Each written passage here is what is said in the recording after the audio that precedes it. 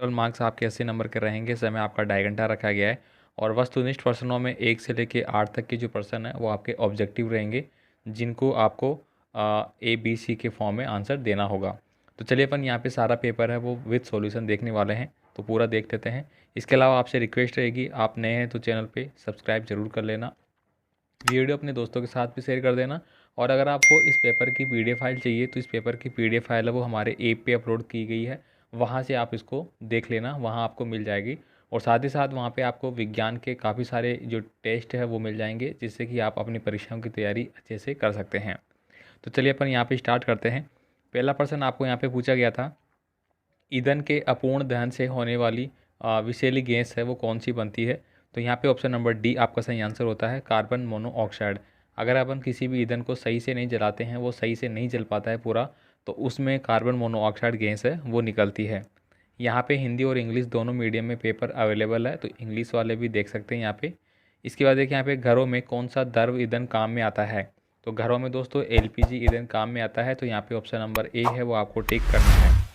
Next देखिए यहाँ पे अगला जो है, आप वनोन्मूलन को रोकने के लिए क्या सुझाव देंगे। तो यहाँ पे देखिए कागज़ का पुनर्चक्रण करेंगे, कागज़ का पुनर्चक्रण के साथ उपयोग करेंगे, कागज़ की बचत करेंगे, तो यहाँ पे ऑप्शन नंबर डी है वो सही आंसर हो जाएगा। हमें वनोन्मूलन का मतलब हो गया कि वन जो है उनकी कटाई या फिर उनका जो नष्ट हो रहे हैं, तो उनको रोकने के लिए हमें जो कागज़ बनाते हैं ऑलरेडी, तो उन्हीं को बार बार रिसाइकिल करना होगा। आगे देखिए यहाँ पे आवर्ती का जो मात्रक है वो क्या होता है। तो आवर्ती का मात्रक है वो हर्ट्ज होता है, ठीक है। तो यहाँ पे ऑप्शन नंबर सी आपको सही करना है। आगे देखिए आवासीय क्षेत्रों में ध्वनि प्रदूषण कम करने हेतु आप अपने मित्र को निम्न में से क्या सुझाव देंगे। तो यहाँ पे ये सारे सुझाव है वो उनको दिए जाएंगे, तो ऑप्शन नंबर डी है वो आपको टिक करना होगा। नेक्स्ट देखिए यहाँ पे अगला है, निम्न में से कौन सा पदार्थ विद्युत का सुचालक है। अब देखिए यहाँ पे एल्यूमिनियम विद्युत का सुचालक है। रबड़ में कोई करंट नहीं आता, लकड़ी में करंट नहीं आता, प्लास्टिक में करंट नहीं आता, तो ये होंगे नहीं। तो यहाँ पे ऑप्शन नंबर बी है वो सही आंसर हो जाता है। गैस बर्नर, साइकिल का हैंडल, पहियों के रिम आदि पर क्रोमियम का विद्युत लेपन क्यों किया जाता है। तो यहाँ पे उपयुक्त सभी सही आंसर रहेगा। क्रोमियम चमकदार होती है इसलिए उसका लेपन करते हैं। यह संक्षारित होती है, इस पर जंग नहीं लगता इसलिए। यह खरोंचों का प्रतिरोध करती है, मतलब कोई भी अगर गाड़ी कई बार गिर जाती है तो अचानक उस पर खरोंच नहीं आते इतने, और वो दिखते भी नहीं हैं, ठीक है। इसके बाद देखिए यहाँ पे अगला जो है, आप निम्न में से किसे घर्षण द्वारा आसानी से आवेशित नहीं कर सकते। तो तांबे की वस्तु को आसानी से आवेशित नहीं कर सकते। प्लास्टिक का स्केल है वो कर सकते हैं, फूला हुआ गुब्बारा कर सकते हैं, ऊनी स्वेटर को कर सकते हैं।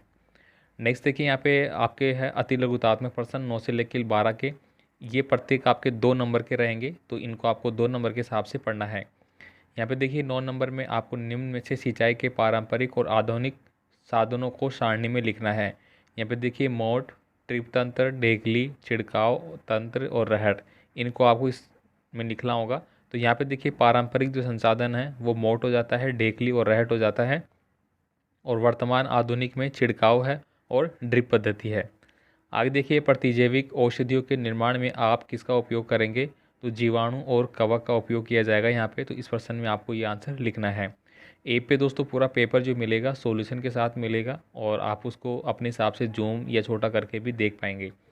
साथ ही साथ सामाजिक विज्ञान के जो मॉडल पेपर है उनका भी सॉल्यूशन आपको मिल जाएगा, और उनका भी टेस्ट है वो आपको ऐप पे मिल जाएगा, जहाँ से आपको सभी को कर लेना है। आपको सभी चैप्टरों के टेस्ट वहाँ पे मिल जाएंगे। यहाँ पे देखिए LPG और CNG का पूरा नाम है वो आपको लिखना है।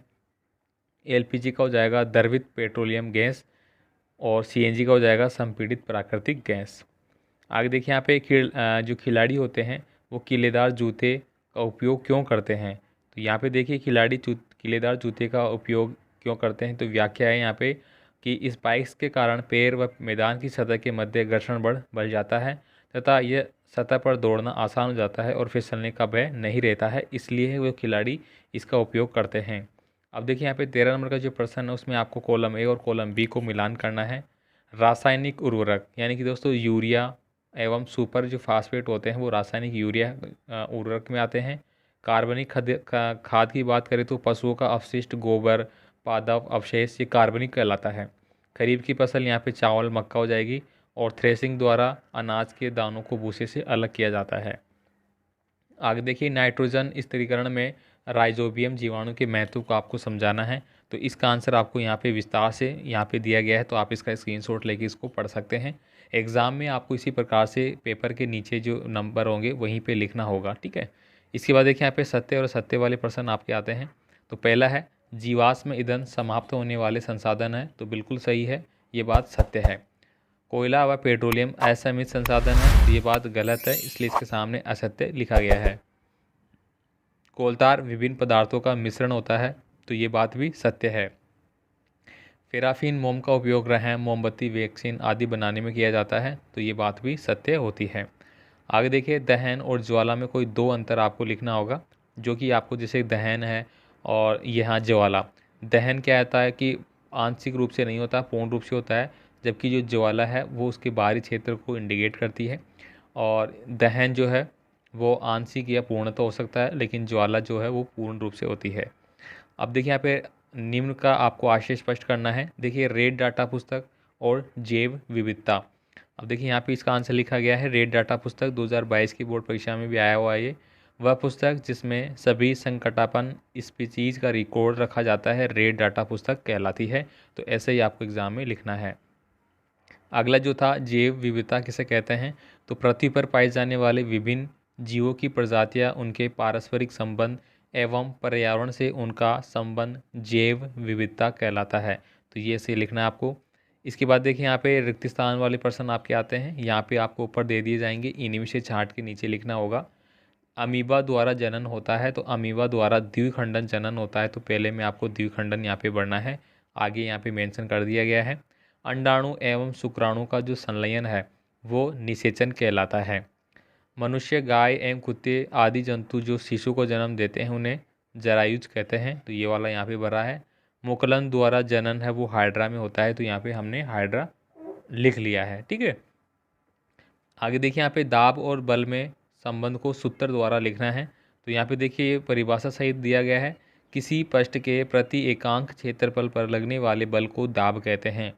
साथ ही साथ इसका जो सूत्र है वो बता दिया गया है, दाब P बराबर बल F बटा क्षेत्र जिस पर लग रहा है बल उसको A बोलेंगे। तो यहाँ पे अपन इसको इस प्रकार से भी लिख सकते हैं, ये हो गया हमारा, ये सॉरी ये तो हो गया F और ये हो गया A, ठीक है। एकांक क्षेत्रफल लगने वाला जो दाब होता है उसी को अपन क्या बोलते हैं, बल बोलते हैं, दाब बोलते हैं।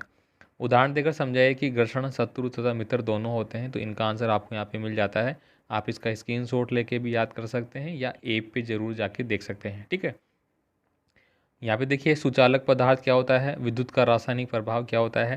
तो यहाँ पे देखिए विद्युत का रासायनिक प्रभाव आपको यहाँ पे मिल जाता है कि किसी चालक विलयन में विद्युत धारा प्रभावित करने पर वह अपने अवयवों में वियोजित हो जाता है। इस प्रभाव को विद्युत धारा का रासायनिक प्रभाव कहते हैं। रासायनिक प्रभाव का उपयोग यहाँ पे देखिए गहनों पर सोने चांदी की परत चढ़ाने के लिए करते हैं। लोहे को जंग से बचाने के लिए लोहे पर जिंक की परत चढ़ाते हैं, उसको के लिए करते हैं। अब देखिए अपने नेत्रों की उचित देखभाल करने के दो सुझाव देने हैं, तो ये आप स्वयं देंगे।